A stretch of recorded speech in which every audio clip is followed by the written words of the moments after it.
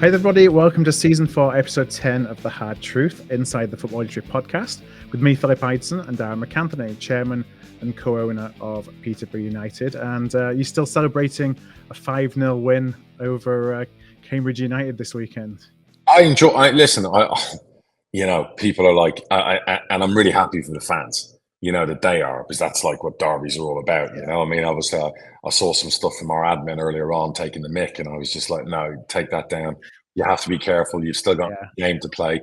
If you do the double over a team in a rivalry, by all means, go have at it, with the banter. What goes around comes around, doesn't it? Yeah, and I'm a bit like that. So I'm just like, look, I loved watching it. I really enjoyed it on Saturday. It was the derby. I just enjoyed watching how we played. I watched how we just decimated the opposition. Didn't matter if it was Cambridge or Blackpool 2 weeks ago, more so I was just happy for the staff. A lot goes into those things on derby day. I was happy for the players, the management team. When we lost to them in April, we never got off the bus. It was kind of like a tale of two seasons there. That team that went there and didn't show up when it mattered, and then the team on Saturday that played, young team, just with pride, energy, skill, listening to their power going forward. Listening to their manager talk about us afterwards, you like to hear accolades like that. That's the best we've played. That's the quickest front line in the league. We have a front four that's frightening when they play together. The manager picks them every game; they'll win 90% of the games. Mm-hmm. They didn't play together on Tuesday against Wigan, but they were back together on Saturday. They could be, Poku, Ricky, Efron, Mason Clark, and Joel Randall. They could be as good as they could go anywhere they want to go. Touch wood, they stay fit together. But behind that was, I don't think you could pick any performance under an 8 out of 10. It was just a great way to win a derby. And it's really funny because derbies throw up these results, don't they?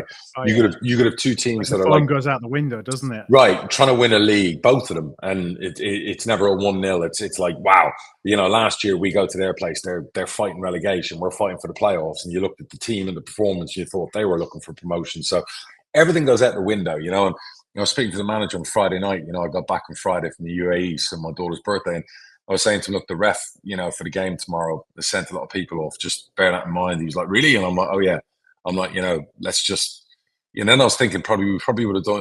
If you get teams who kind of put the low block in and stay in their own half, they're like Wigan the other night. You're probably thinking, if you were down to 10, you might have a better chance of winning sometimes because they have to come out, so much. So, but you never want that to happen. But no, it was a real. That was for the fans, the atmosphere in the stadium, and fans want that, that bragging rights. They want, we lost to Northampton, a shitty last minute goal. We lost to Cambridge in April, and I did say to the gaffer, I said to him, look, I'll bring McCann in for a couple of games, with his record in the derbies, if you want to take a holiday for a few days. So I like winding him up, shit like that. I would never do that, by the way. But no, it was good. We're playing really well. And, we lost to Wigan on Tuesday. And I can guess the best compliment I got on Tuesday watching us play was Wigan rarely wanted to leave their own half. Yeah. We really are that team now that's starting to frighten the life out of opposition teams who are like, let's just hit them on the break. It's all about stopping us, not beating us. And then we beat ourselves. And, we dominated the game against Wigan. Fair play to them. They took their 2 chances or whatever else. But it was one of them games where you weren't massively angry. You were just kind of like, we should have won that game comfortably, which happens with a young team. Let's see how they respond on Saturday. Bang, they come out, and they, the unbeaten run ended on Tuesday. Let's start another one on Saturday. And I think one of the things in the videos I saw at the end that really made me smile and what we're all about is there's a video of the players on the pitch after the game, and 2 of the happiest players were 𝗛𝗿𝗱, the Man City boy, and Peter 𝗛𝗁𝗂, like jumping on each other.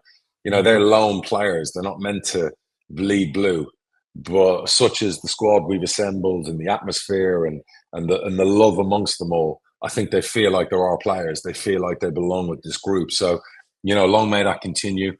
I guess I saw a thing today that we're now the joint highest goal scorers in League One. I said to you that, with the XG, that this was coming. The goals were going to come.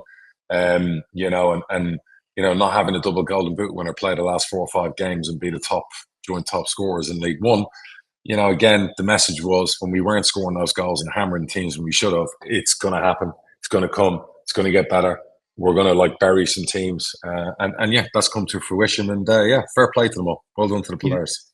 You mentioned about the London players celebrating on the pitch, but I also I saw on Twitter or X or whatever we're supposed to call it these days, Jonson Clarke-Harris celebrating as well. And to me, that actually says a lot about him, that he is still fully vested, involved in the team and wanting the team to succeed with everything that's gone on and with everything that may go on, when the transfer window comes. I mean, he's been brilliant for us. And of course he'll feel, it's tough. He's not in the team, and it was a big decision by the manager.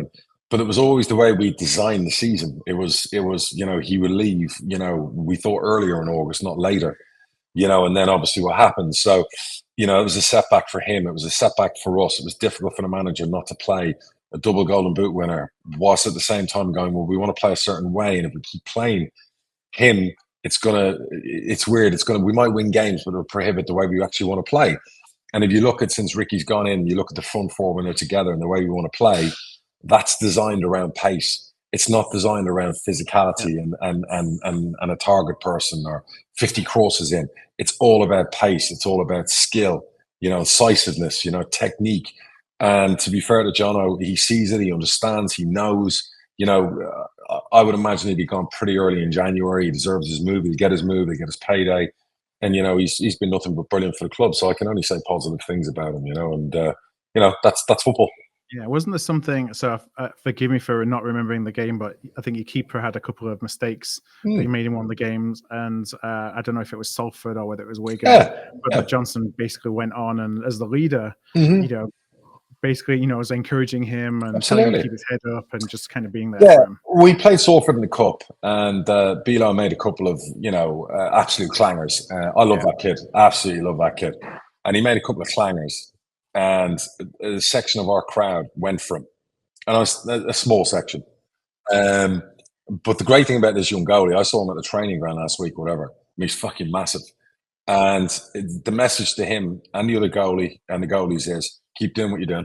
Don't care. Don't care. Don't care. Even in the stands at the Salford, the two mistakes, I said to Baz, this team will find a way. They'll find a way. And the great thing I can say about the goalie is that we had a great goalkeeper called Joe Lewis 15 years ago. I paid a lot of money for him. And when he made a couple of errors, he went under for a while. He was young, but he couldn't, the crowd turned on him. He found it difficult, and those errors led to more errors. This goalkeeper, he's different. He's not like that. It doesn't bother him. He made two of them massive calamities, and he didn't care. All I can say to that is he's 20 years old, just turned 21. And I think he's the joint leading Golden Glove winner at the moment in League One. So he's playing his first batch of football. He's playing in a young team. He's playing in a team that's all based on possession, dominating the ball, playing out from the back no matter what is getting pressed at you. And he's got 7 clean sheets in 17 games. And he's like top of that table for like most clean sheets. So I don't care if he makes errors. Keep doing what you're doing, son. Because I know for a fact he will develop into a top class goalkeeper. Absolutely top class. So, and we have this attitude this year, whether you miss a penalty like Efron did against Blackpool, whether our goalie makes an error, whether our defender makes a mistake, we don't care. We wipe ourselves down and we go again. There's no blame for what we're trying to do, because the message is keep doing what we're trying to do. We could be getting beaten 3-0, 2-0. Don't stop what we're doing. Don't suddenly baby out with a bathwater change. And our fans have gradually, I said this in the summer, what we were going to do, and there was a little bit of like apprehension, and there was a lot of like moans from fans when results didn't go well. Sign some experience, sign this, do that. And I'm like, no, we're not changing. We're not for changing. We're not Margaret Thatcher. We are not for changing. We set out what we were going to do from day one in the summer, from recruitment, from a style, from a philosophy, everything at the club, from the first team to the 21s to the academy. We are not fucking changing, and we're going to ride or die. We're going to live or die by this whole decision. And that's what we all agreed we'd do. We looked at each other in the eyes and said, let's not waver. Let's be brave. If we're brave, the players can be brave. If the players can be brave, our fans can be brave and enjoy it. And I think the majority now of fans have turned from, I don't know how this is going to be. We need some experience. These players, they're making mistakes, to suddenly going, I actually enjoy watching our young players. And I enjoy what they're trying to do. And I don't care if they're making mistakes. So that's the message. That's the way it's going to be. We had a horrible result in the League Cup against Mansfield. The manager obviously lost his shit and bottled it and this, that, whatever else. And we responded from that. And we came out and went, yeah, that's not going to change the course. It was a bad few minutes. Sometimes you're going to have bad times. We keep doing what we're doing. We'll be fine. We'll be really good. And that's where our club is. And we're not going to fucking move from this stance. And that guy, unless somebody fucking comes and puts a gun to my head. And even then, I'll probably go, fuck off. We're going to just keep doing what we're doing. So, and there's going to be good moments and there's going to be rocky moments. And there's going to be moments where everyone will waver. Fans might waver, whatever. But I would say, hold your nerve. Let these youngsters just blossom.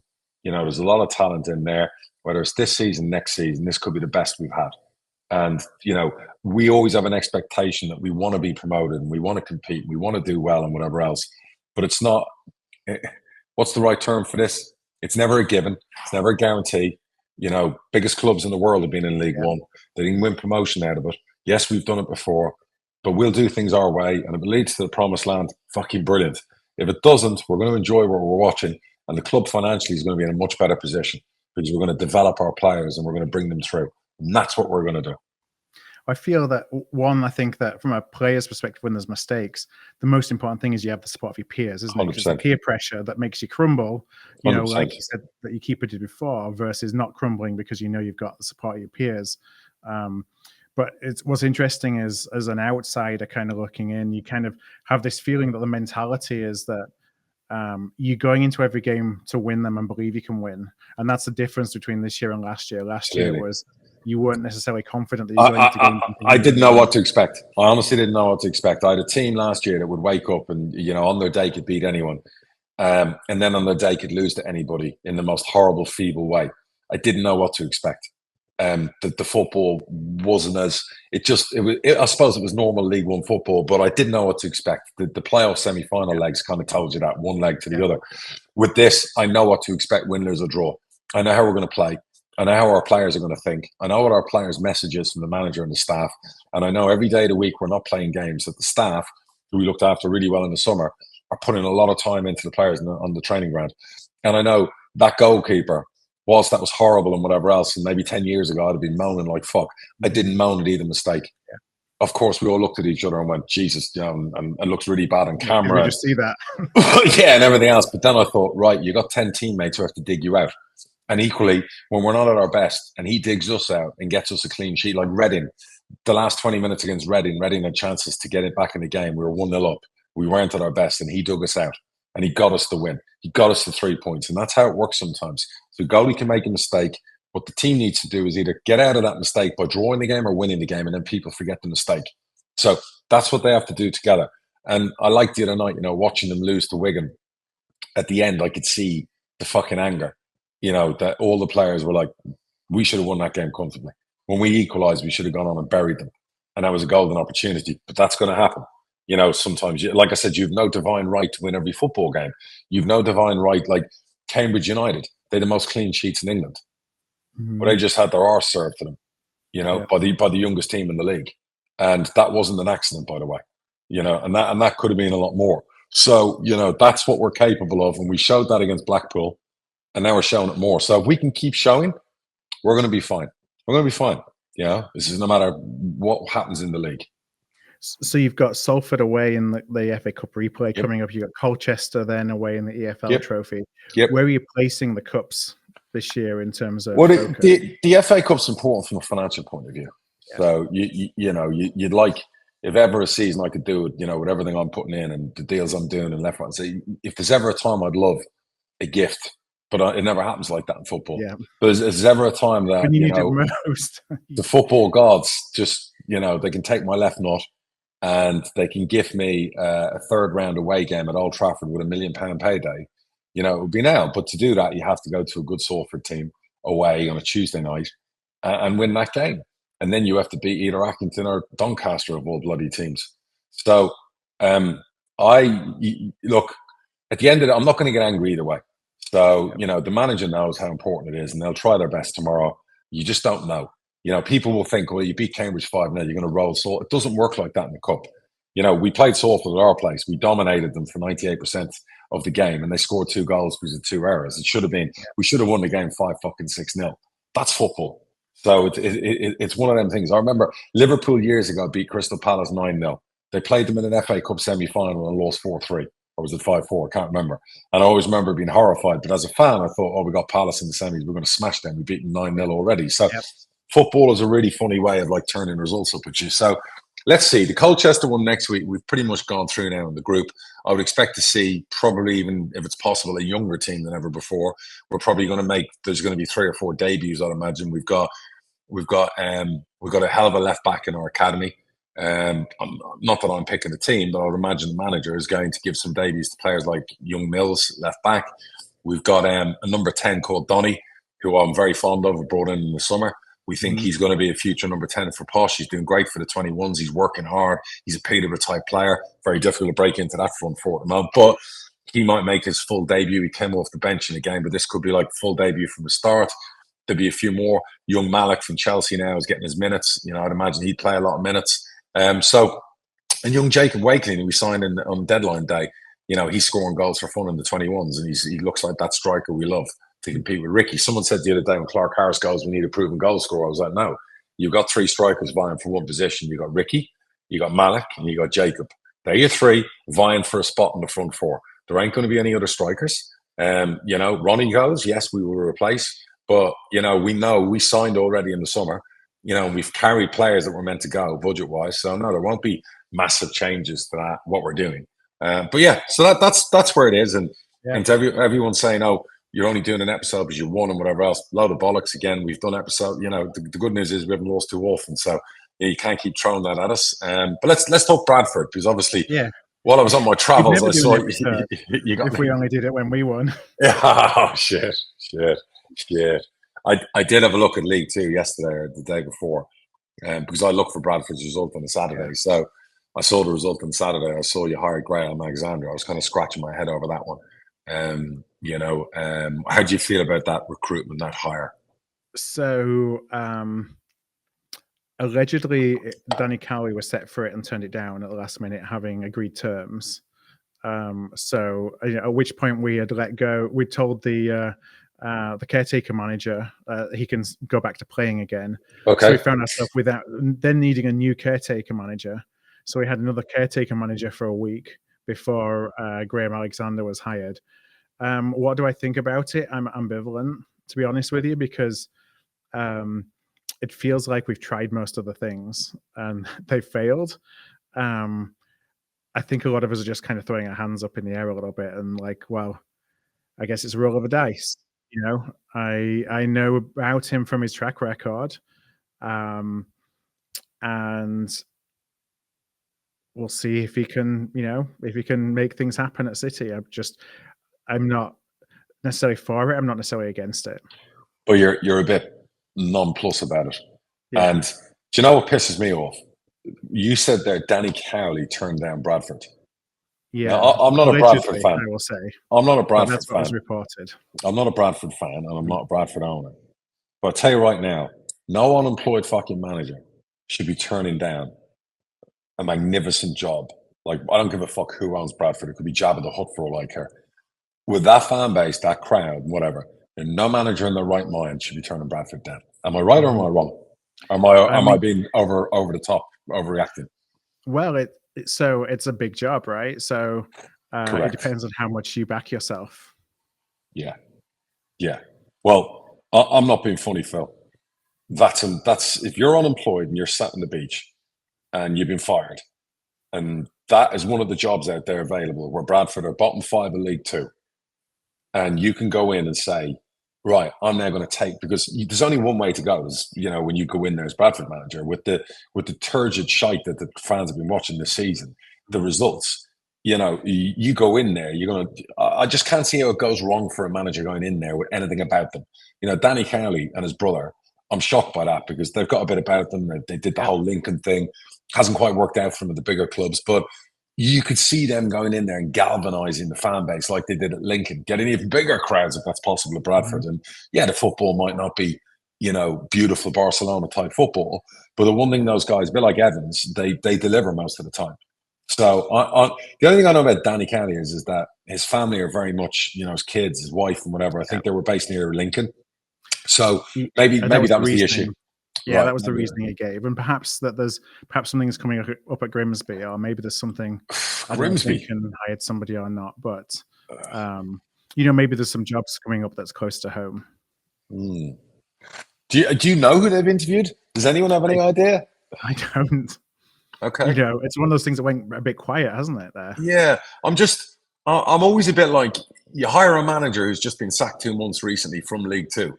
Yeah. For basically taking a club that's not even half the size of Bradford and having them in the bottom 7 of League Two with a League One budget.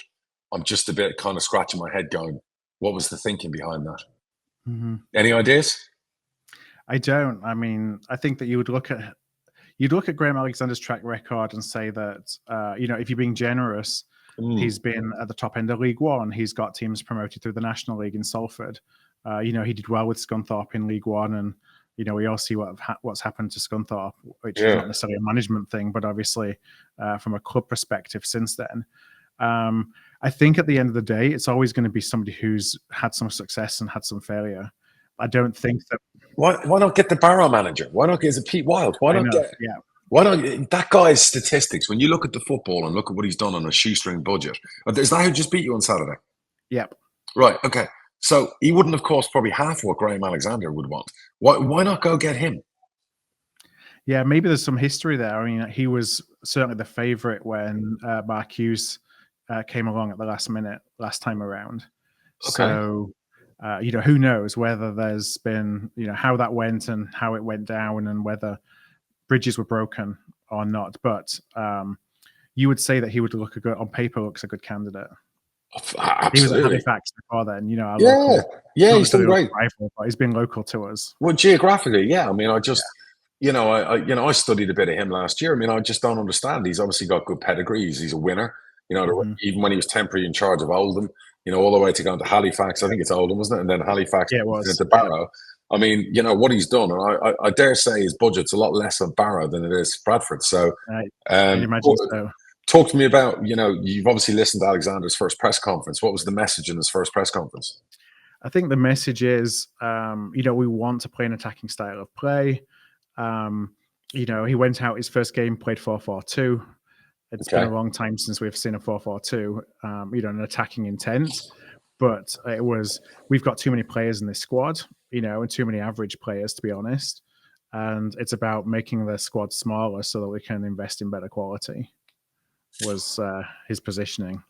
Yeah, I'm not sure on that. I think if I was manager taking over a club that's struggling, with a squad full of players that you're going to have for the next 8 weeks and X amount of matches, I think it would be we all start from scratch. A club our size, it's a disgrace where we are. So 2 things have got to change over the next 8 weeks. We're going to have to run more, as old-fashioned as that sounds, and we're going to have to fight more. And come January in the summer, we'll address the style of play. Come January in the summer, we'll address who stays and goes. And a lot of that will be dictated by the next 8 weeks of results and effort put in by the players. If you come out and say the quality's not there and we need to move players on, we need to do this, you lose a certain amount of players who aren't there. So that's just me, and I'm not a manager. Yeah, it is interesting you say about running. I'm not sure whether it was because I watched a couple of his interviews at MK Dons as well. So I can't recall if it was an MK Dons interview or whether it was after coming at City.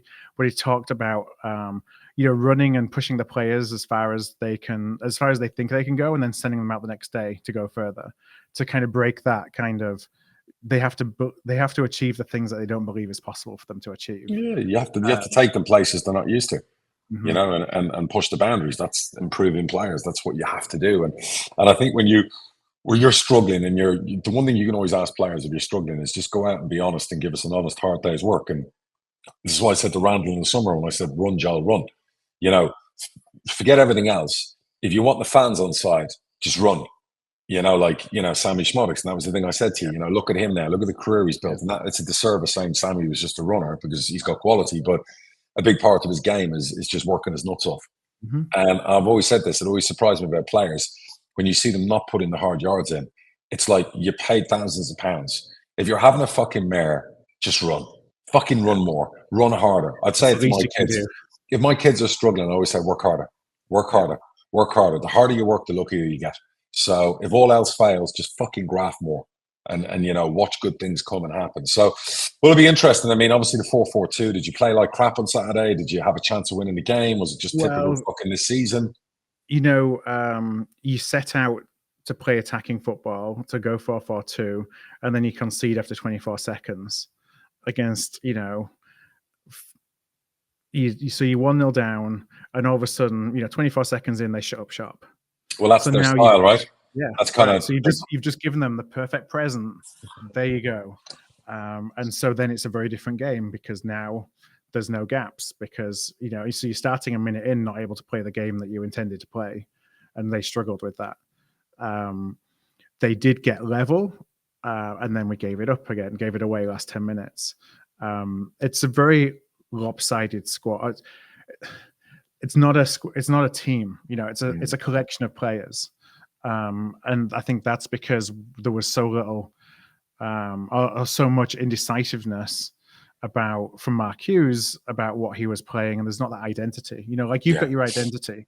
You're going to play in a certain way, and screw it. Whatever anybody else thinks, you're going to build the whole infrastructure around to play that way, and you can either come and fit in with that, or you can go and we'll find somebody else that. No, does. you recruit to that. You recruit to exactly how you're going to play, and that's exactly key.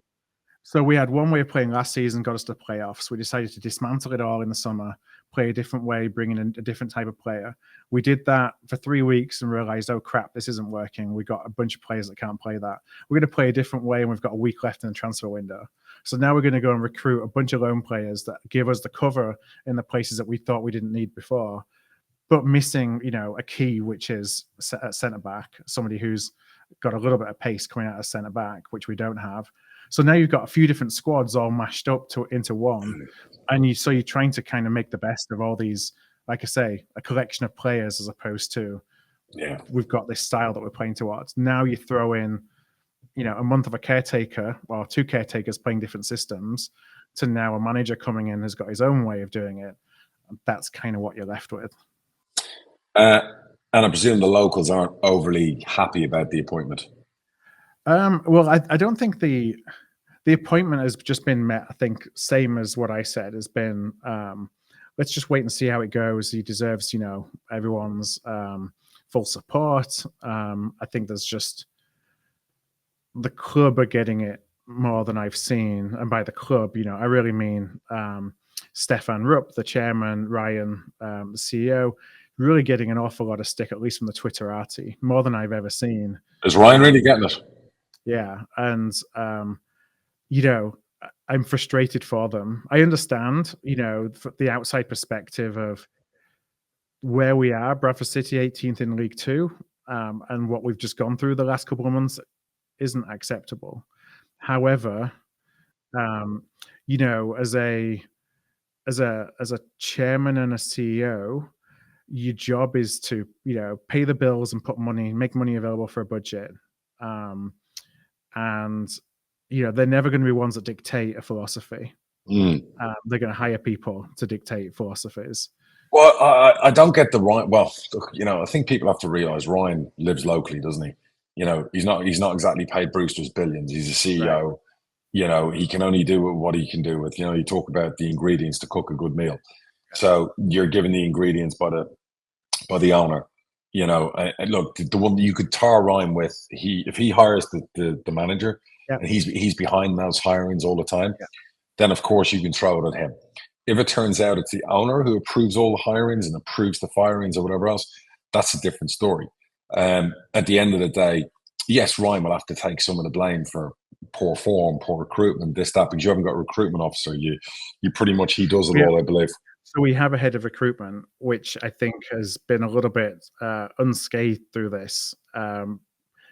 Perhaps needs a little bit greater scrutiny. But so we do have somebody who is leading recruitment. But I think that, they're leading it to order, and to order of the manager of the day.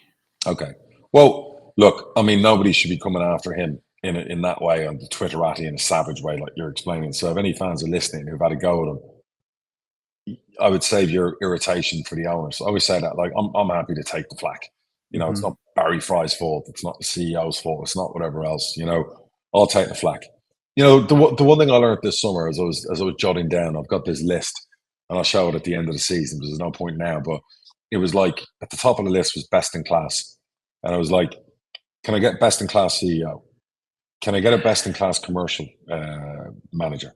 Can I get a best in class football department, i.e. Barry Liz? Best in class manager, best in class academy director. If you can get best in class for your level and all those things, you're halfway there. You know, the rest takes care of itself. And I've been very fortunate with some of the moves we made and the CEO and the different, we're getting the best in class and everything. It might not pay off today, tomorrow, in 6 months, whatever, but consistently over the next 2-3 years, as long as the best in class are there together, you know, and driving the message and driving the theme of what you're trying to do, it works well. It's a shame it's taken me a while to get all the best in class, but I feel like I'm there. And there's no point looking back in mistakes before and da-da-da-da-da. You can only, you know, go forward. So I guess that's key. If you can do that at your football club, it doesn't matter if you're only getting 8,000 fans as opposed to 20,000 fans. You can do pretty well. And I think that's really key. So, you know, best in class all round. That's kind of the order of the day. And I guess that's where Bradford need to get to. I've always liked Ryan. I've always thought he was a good CEO. I thought he's in a tough position. He could never criticize the owner because that's the governor, the paymaster. But at the same time, there are probably lots of things he probably doesn't agree with, that decisions that are made. And he has to eat. And for his 70, 80, 90 grand a year, whatever he gets paid, he has to front them and then get fucking hammered when they don't work. And that's where it's a little bit unfair. Because at the end of the day, he's like a manager. He could get binned any day of the week. And then he's back on the fucking unemployment line. And he's local in Bradford. And he's trying to get work. And he's all these people who've been fucking abusing him on social media. And that's wrong. That can't happen. So anyone listening who's doing that, you got to stop that. Yeah, you know, the owner is more involved than I think anybody gives him. I don't want to say credit for, but the expectation, because even though he's not forward on social, you know, he's working with Ryan every day. You know, it's not like Ryan's doing anything in a bubble. So he's fully behind and supportive, or whatever, not supportive. But he's not a distant, uninformed, uninvolved owner. He just is somebody who doesn't communicate. Well, let's do this. Let's throw out the challenge to Stefan to show his minerals and come on the hard truth and actually go against the grain, because he's been very quiet for the last couple of years. So come on here. You'll get a soft landing because I'm an owner. So I'll treat you with respect. But I'll ask you some tough questions and we will help you not frame the narrative, but get across to the fans what you're trying to do. And I have no problem if he comes on here and says, look, Darragh, I'm not putting millions into the club. You know, I've got my own stuff going on outside of football. We all have that. I can only do what I can do. And this is what I try and do, is to pay my bills on time. And for that, I will commend them and respect them. But when you're doing that, just come out and say it. Just occasionally show your face. Come on a podcast like this, talk with another owner, talk with a Bradford fan, and tell people how you're feeling. Tell people if it's been killing you the last couple of years, not doing well. I think you will earn a lot of brownie points. I think the Bradford fans will understand. I think our pal Ryan needs to clip this clip and send this video to the owner of Bradford and just say, look, I think this is a good idea. And I think you get a lot of credit in the bank from doing it. So now's the time to do that. And I do. I think, you know, more owners need to speak, you know, and not put out long-winded fucking statements, but actually speak, you know what I mean, about, you know, what's going on and why things haven't gone well, and sometimes fess up. Like I've done it before and gone, you know, fuck, I've tried my best and, you know, it's been a disaster. It hasn't worked. But you know what? I'll try again. And that's all you can do. And I'm human, and not everything's going to be perfect, and you make mistakes. And, you know, so there's the challenge. Let's see if Stefan's got the minerals to come on here and do a little bit of a chat, 10, 15 minutes, and talk about his thoughts on Bradford, the future, and what he wants to achieve from this ownership. The stage is his. The stage is his. It will be his indeed. In the meantime, it gets, you know, easier because we've got Notts County away next. There you go. Look, that's football being football. Like we talked about before, they'll put on a masterclass, and you know, we like what was Barrow all about? Well, listen, that's football. It's 90 minutes, 11v11. Anything can happen. And are you at home for the Notts County game? We're away. I think it's on Sky as well. Okay, it's going to be another kickoff. Okay, I'll watch that. So that'll be interesting. You'll see the style of football from the Notts County manager and the way they play. So that'll be, because obviously he plays a unique brand, but that'll be a cracking game, to be fair. Because Notts County, as good as they are, they can ship some goals. So, you know, let's see if the new Graham Alexander is kind of getting his message across to the players. So let's move on. What else are we talking about? So, just looking through a couple of the notes here. So, Premier League, one of the things that was interesting is that no managers have been sacked yet. We've had managers going left, right, and centre. It feels like by the day across the rest of the leagues, but nobody in the Premier League yet. I just wonder if you think there's any specific reason that that owners may be holding their fire in the Premier League, or it's just one of those coincidences. Well, imagine that Sheffield United one would have been the odds-on one happening, but it would have been very unfair on Higginbottom. Maybe the owner there is selling up in January and he wants the new owners to do that. Burnley company did great with them last year. They obviously like him a lot. His philosophy is not quite paying off, but it's still tight down there. And then the other club is Bournemouth, who you thought he might get the sack, but he won kind of it was a make it or break game versus Burnley or whatever recently. So, and obviously picked up a great result yesterday against Newcastle. Right. So, the Fulham one, then they're not doing great, but they've just given him a new contract. Who else is down there struggling? I mean, you couldn't really. I think it's a little bit I mean, you got Burnley on the bottom. Yeah. Maybe it's around expectations as well. I mean, you look at Sheffield United, you look at Luton. Yeah, Luton aren't going to fire their manager. So, right. It's a different Premier League this season. The only one would be obviously, everyone was saying Ten Hag. I never thought that was going to happen with new ownership coming in with a percentage of that club. Obviously, he's a lucky manager. He's had a couple of scrapes that have got him through, with the 2 wins in the league. Who else there that's kind of fallen outside? He looks like a dead man walking, though, don't you think? Yeah, well, listen, you know what? I don't know. I mean, like I said, when he needs to, he always wins games in batches, and he did it last year. Liverpool battered them and then they go on and win some games. They got into Europe, Champions League, Cups, did okay. I think he's going to have a stay of execution. He'll be fine, but it's just his team are a bit bland to watch, I believe, from the Man United perspective.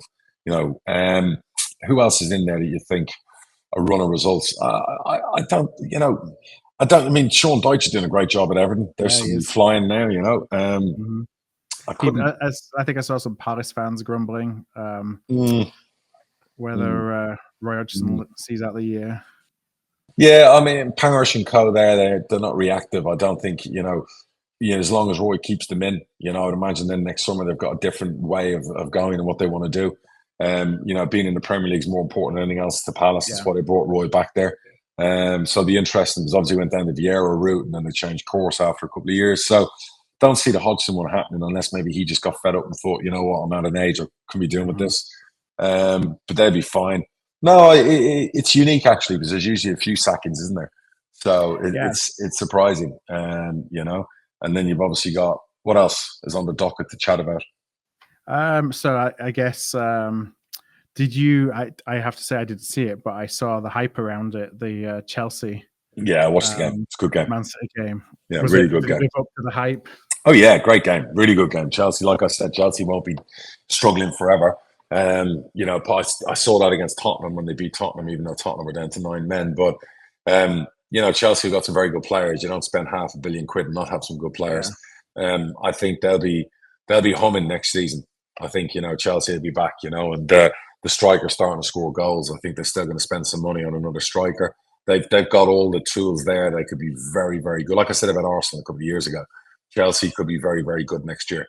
To see them do what they did against Arsenal, they did it against Tottenham, they've done it now against Chelsea or against Man City. I'm a believer. So I think Chelsea, some good times ahead. It's a tight title race. I still think Man City will walk away with it. My beloved Liverpool obviously are struggling with the Cups, League. Isn't Jurgen complaining about his 12 o'clock kickoffs? Yeah, he is, and to be fair to Jurgen, he's right, because if you look at statistics, they've had more than anyone else by about 10 games. So there does seem to be an issue there. I think what he's got to do is that, I was surprised at Bournemouth a couple of weeks ago in the League Cup. He played Salah for 90 minutes. He played some key players. That in the past, I'd be moaning, saying, we want to win the League Cup. And now I'm looking at it going, well, actually, getting back to the Champions League, having a league title run, and then they went from that result and drew against Luton in a very kind of under par, under energy performance. So I just think he needs to mix and match his teams in the Cups a bit more. I don't think he needs to be playing some players like, a lot of those players have played a lot of minutes and you're thinking, does Mo Salah need to come on against Toulouse, even if you're losing away at Toulouse? Yeah. Is it critical that Mo Salah comes into that game? I'll just let it go, win the next one, you will do, So I think he needs to mix and match a bit better. He's got a few injuries that have set in. Liverpool aren't going to win the title this year. but they're definitely going to be thereabouts. They'll be comfortably top four. I think they'll win the European trophy, and then obviously then they have a bit of business to do in the summer defensively. So but they're back. There's no doubt they're back, and credit to Jurgen. Does kick-off time affect preparation? Well, we played at 12 o'clock on Saturday. It affected our crowd. Last time it was a 3 o'clock game with a sellout.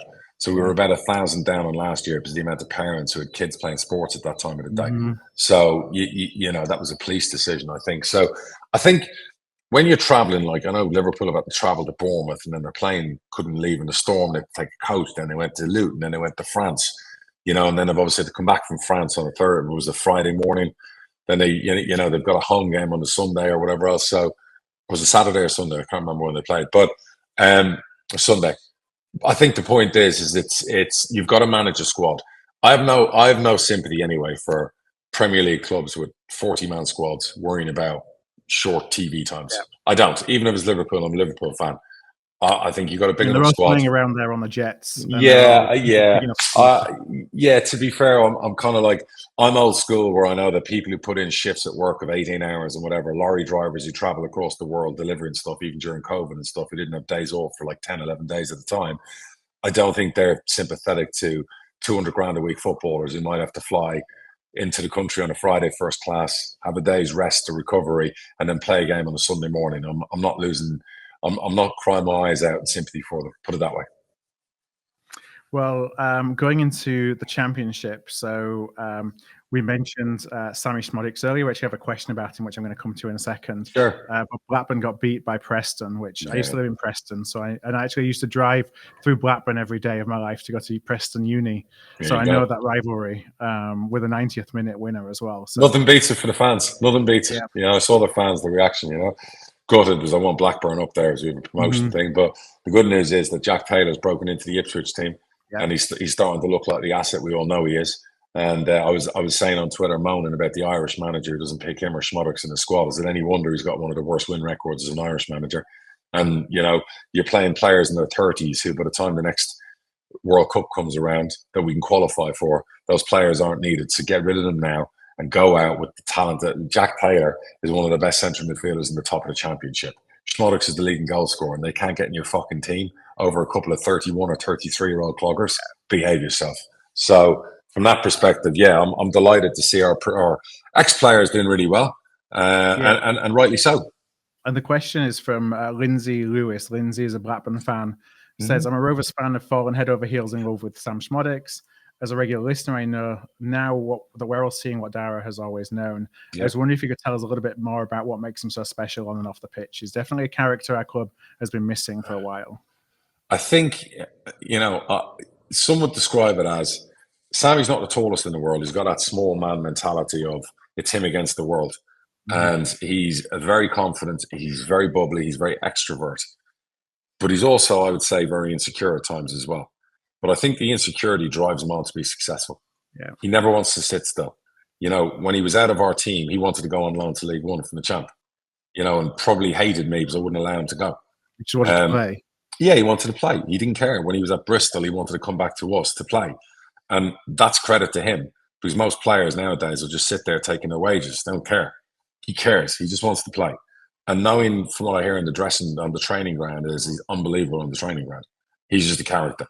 He's probably a character that 99% of people love him, and some will be like, you're a wind-up merchant. Because it's banter, it's a laugh. Maybe it's the whole Essex thing, I don't know. But he's got an infectious personality. And I think that makes him a great teammate. And he just wants to win. He wants to win. He would kill somebody to win a game of football. That desire to just win. And I said to you that he would get more out of his talent than somebody maybe that's 5 times more talented. And he'd say this himself, who wouldn't work as hard as him. He's what you talk about, working harder and harder and harder. And to see him get his pops to be leading goal scorer in the champ, and hopefully it will get him, Blackburn fans don't go crazy, get him a multi-million-pound move where he goes to the next level again and makes even more money. Because football's a short career. Yep. And I'd like a player like Sammie to get a massive payday, where he could retire, because everywhere he's been, he's the same. He just works his nut. How Bristol City never gave him an opportunity, obviously, at the time, it was mad. A proper run in the teams. Look at what he's doing. And we always knew that, And whilst we made a profit on him, he cost us £1 million. There was a reason he cost us £1 million, because he's got a bit of everything. And yes, he might not beat 9 players and score a fucking whatever else. He is super talented, but the hard work and desire is what makes him the player he is. And I'd love for him to win the Golden Boot and then get a 40 grand a week move or whatever else would set him up for life for him and his family. He's got a lovely family. So no, it's a great story that he was out of our team. It took a manager change for him to get back in our team. He was on the verge of maybe moving on loan to League One. Carl Robinson rang me 20 times to try and get him to Oxford. And I said, no, I refused because I thought it would depreciate our asset, him dropping out when we paid a lot of money for him. And then he picked himself up and finished that season brilliantly. And then in the summer got his move. And the rest is history. And I think at the start, a few of the Blackburn fans were moaning at me about the money they spent on him. And now they would agree it's value for money. So, it's, you know. Perhaps a bargain even. Yeah, so, you know, we've always had players like that. And sometimes people write them off too early when they get their moves. It takes time for people to settle. They don't all just hit the floor running. So we also have a question from a Coventry fan. Coventry are 20th in the table at the moment.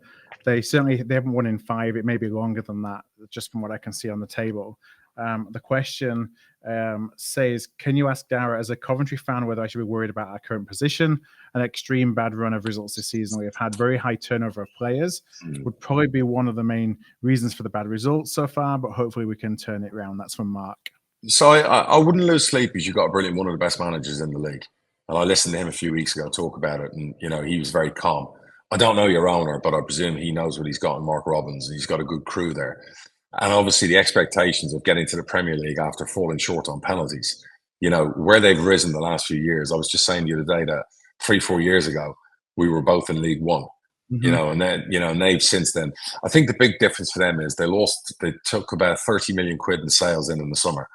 And fair play to their owner, they reinvested it. They spent, you know, 5-6 million, I think, on a striker, 2-3 million on a right back or a winger.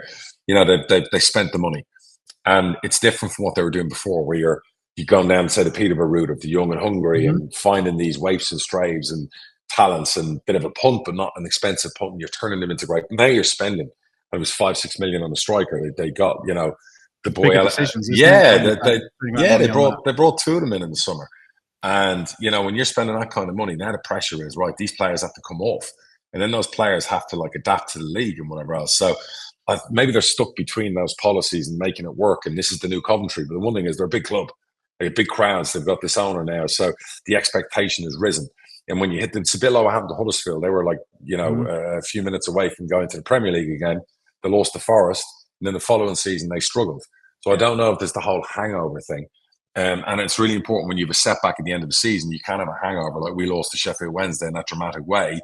You're worried about a hangover, and it's key not to have a hangover. But I wouldn't be worried per se. I'm not sure you're going to compete for promotion like I predicted last season, but I still predict it'll be a top 10 comfortable finish because of the quality of manager and staff that you've got at Coventry. And then look for Coventry to be top 2, top 3 the following year. Let those players bed in. Let Robbins, you know, figure out now you're spending money on players. It's a bit different from before. He'll get it right. He'll get it right. 100%. So I did want to bring up Sheffield Wednesday. You mentioned, again, kind of the game last season. Sheffield Wednesday now 6 points from 16 games.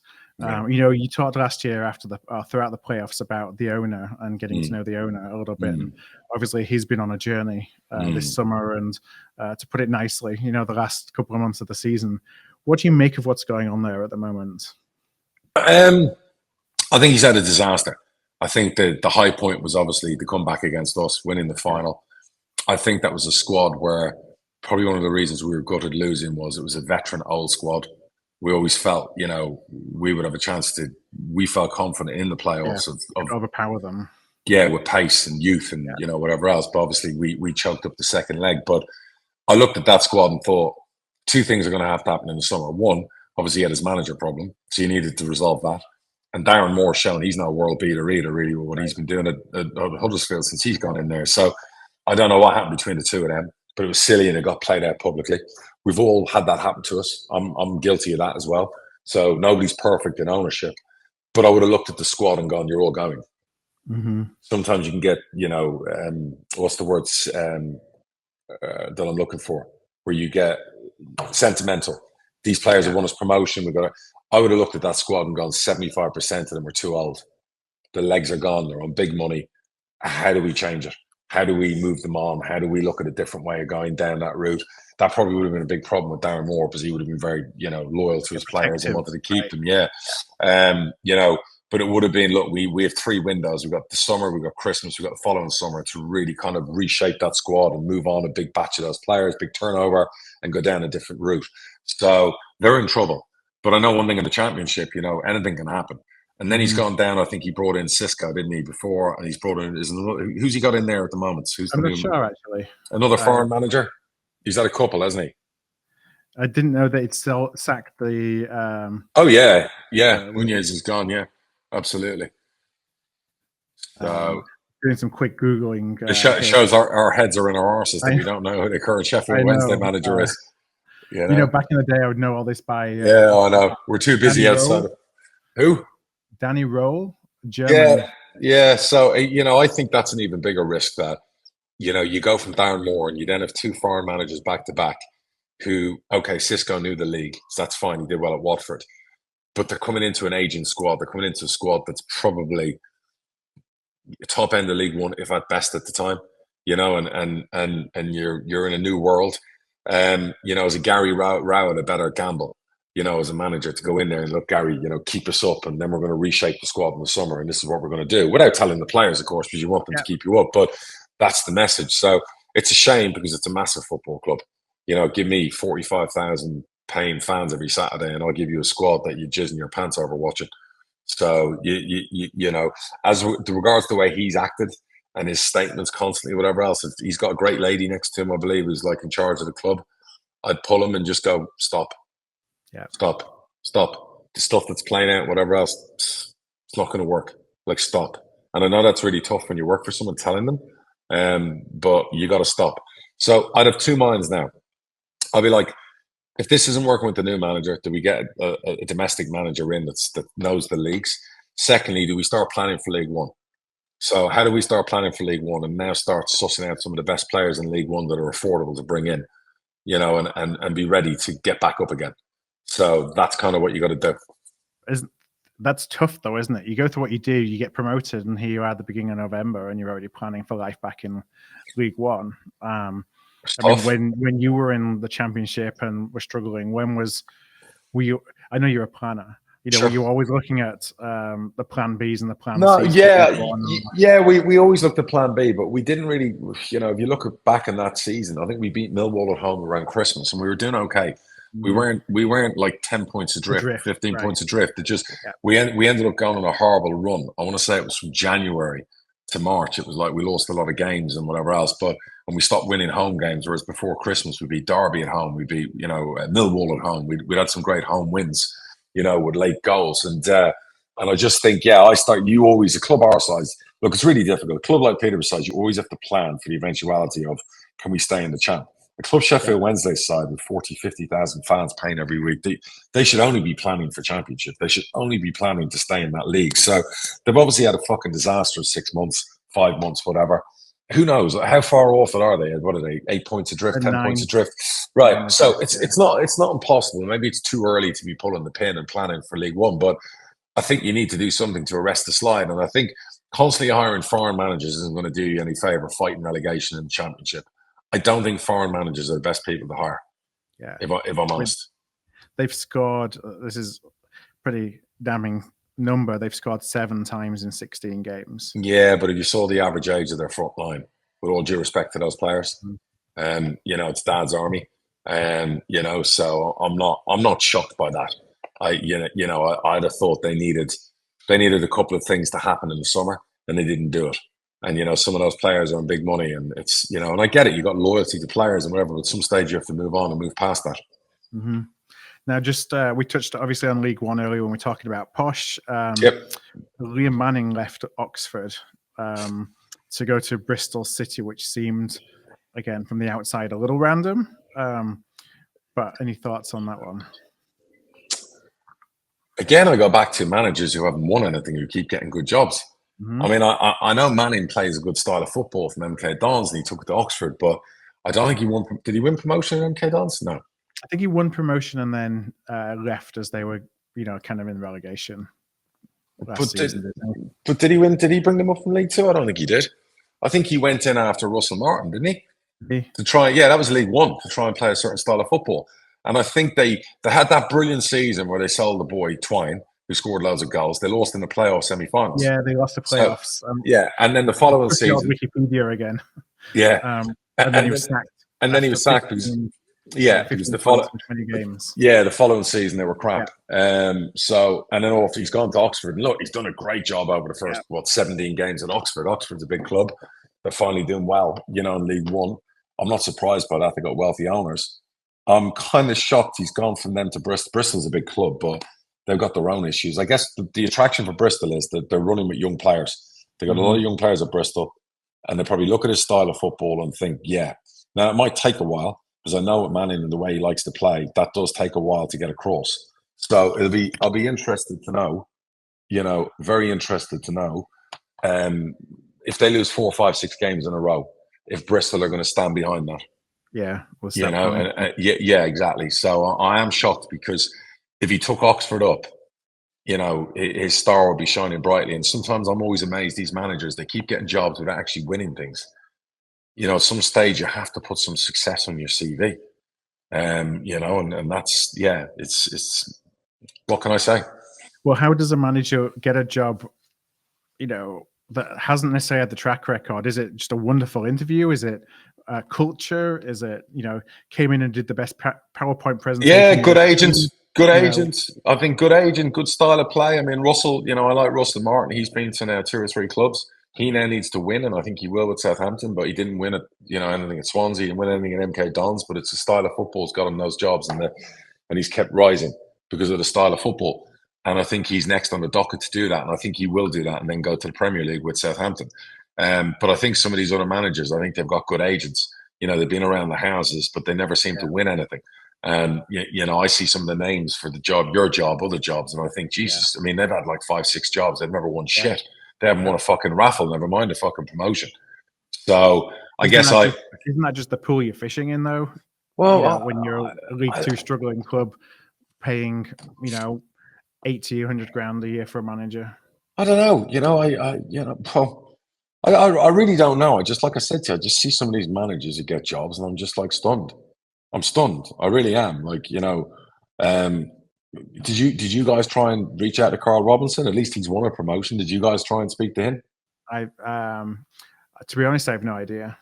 I mean, he was never really in the running, at least from a betting perspective. Not that means a ton, but because that was one of the ones that was on my, at the start, who I thought he's available. He's had a lot of success with Oxford. Could be a potential, but there was never really any chatter about him. The Manning one's an interesting one. We'll see how Bristol get on with him. Oxford seem to get a few quid off Bristol all the time in sales of players and obviously managers. Sometimes that happens with clubs. So that's an interesting one. Yeah. What else in League One?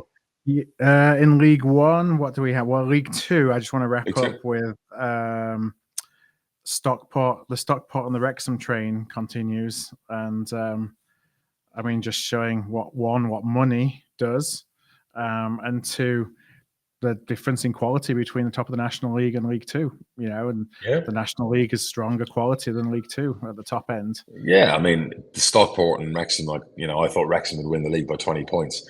They might still, but Stockport are really and look, Stockport, obviously, they're not skint members and they've done very well, but he's really done well, taking them from the conference to the top of League Two. They lost in the playoffs last year in League Two, but now it'll be between them and Wrexham for the title. Yeah. But at the end of the day, and Mansfield doing well as well, which they always threaten to, but they never quite break into. The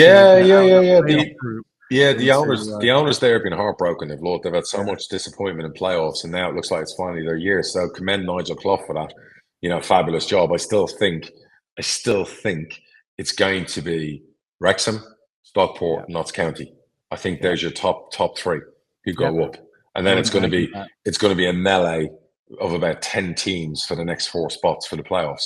So arguably it's one of the best League Twos in the last 50 years. Stephen Clemence came into Gillingham. City going for somebody who was first-time manager. Well, Gillingham actually pulled the trigger. Don't mind that. I think I liked it. I actually did like it. I thought great reputation as a good coach. Been with Steve Bruce everywhere. he definitely, has got merit as a top coach. Can he now execute as a manager? So that's going to be interesting because he's going into his first job, and Gillingham now have these high expectations. They've got a rich new owner. Yep. Obviously Scally's still there. They fired a manager where they were second or third in League Two this year. So the pressure is going to be on him from the get-go. But to be fair, I hope it works because his sister lives here in Florida. Her kids used to go to school with my kids. So really interesting, So and obviously his dad being a Liverpool legend, so it's all that stuff, that goes hand in hand. So good luck to him. What else is going on? The only other thing I wanted to shout out was Tranmere. So Tranmere have had an awful start to the season. And they finally got a win. They beat, they beat us earlier in the season, but we've handed out a few presents. They beat Forest Green at home 3-0 on Saturday. So they've got Forest Green was this Saturday. I think they've got Sutton United this coming week. So the two teams that are around there at the bottom with them already. And you hope a team like Tranmere can get out of the mess that they've found themselves in, which I think is just bad form and bad injuries. Good owners. You don't want them. You don't want them dropping out of the league. So but you want good owners, obviously doing well. League Two is a funny league. I guess you could say League One's a funny league. I mean, both leagues, are just it's the power of the EFL now. It really is getting stronger and stronger. And you look at Chesterfield now. We're coming up from the conference. You should win that. And they're going to be a good team in League Two. They'll be strong. They'll be challenging at the top end. Should they get promoted? It's two next season. It's incredible, really. So and then you're going to have Wrexham in the summer making a splash in League One. So that's just the way of the world, isn't it? It's the evolution of football. So it's exciting times. It's exciting times. You know what I mean? So who have you got now? The next 3 fixtures?